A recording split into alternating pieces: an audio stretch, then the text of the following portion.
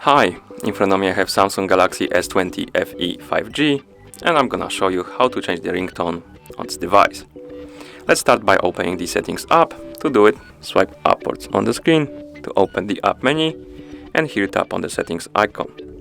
In settings, let's select sound and vibration, and here we have ringtone. Let's tap on it, and now we can select SIM card number 1 or SIM card number 2. Let's select first one, and here we have a list of ringtones. It's quite big, honestly. You can scroll up and down. As you can see, there's quite a few of them. You can tap on any of the ringtones to listen to it.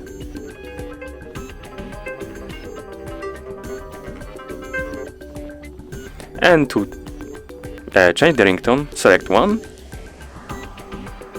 and then simply go back, like this. You can also add your own ringtone by tapping the plus button right here in the top right corner, and then find the track you want to use as ringtone.